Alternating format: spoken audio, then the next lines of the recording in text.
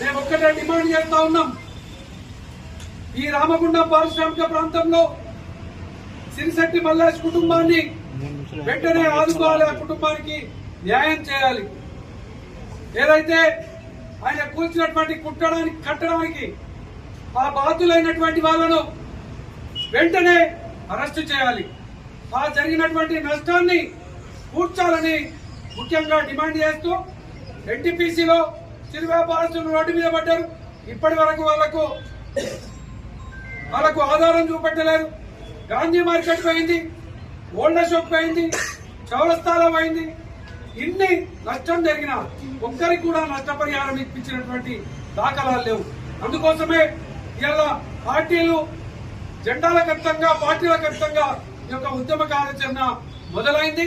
ఏదైతే బస్టాండ్ లో ఎవరికైతే స్థలంలో కట్టుకునేటువంటి విధంగా సింగరేణి అవకాశం కల్పించిందో, అదే విధంగా రాజేష్ టాకీస్ ముంగడు ఎట్లయితే కల్పించిందో, అదే విధంగా ఈ యొక్క శివాజీనగర్ లో గాని, ఓల్డ్ షాప్ టాకీస్ దగ్గర గాని, హనుమాన్ నగర్ లో గాని అందరు కూడా అదే విధంగా అవకాశం ఇవ్వాలి.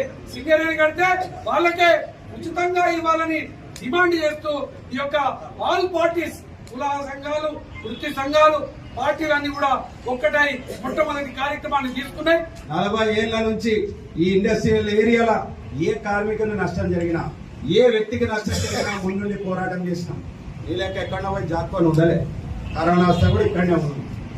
అదేవిధంగా ఏ వ్యక్తి చనిపోయినా, కేరళ ఆయన చనిపోయినా, ఉత్తరప్రదేశ్ ఆయన చనిపోయినా, బీహార్ ఆయన చనిపోయినా, ఎవరు చనిపోయినా కానీ మేము అక్కడ ఉండి రోజుల కమాన కొట్టాడి వాళ్లకు నష్టపరిహారం ఇప్పించినాం. ఎక్కడో ఎవరో దూరదేశాల వాళ్లకు మేము కొట్టాడితే ఇక్కడ మా ఇంటి పక్కకు ఉన్న వాళ్ళు మాతోటి 40 ఏళ్ళకెళ్ళి కలిసి ప్రయాణం చేసిన వాళ్ళ కోసం మేము కొట్టాడకపోతే మేమెందుకు ఇక్కడ ఉంది? ఈ ప్రయాణం అంతా మాకు ఎందుకు? మేము ఉద్యోగం విడిచిపెట్టుకొని వాళ్ళని విడిచిపెట్టుకొని వాళ్ళ ప్రజలంబడి 40 ఏళ్ళకెళ్ళి ఏం ఆశించకూడదు అంటే బరాబర్ కొట్లాడతాం.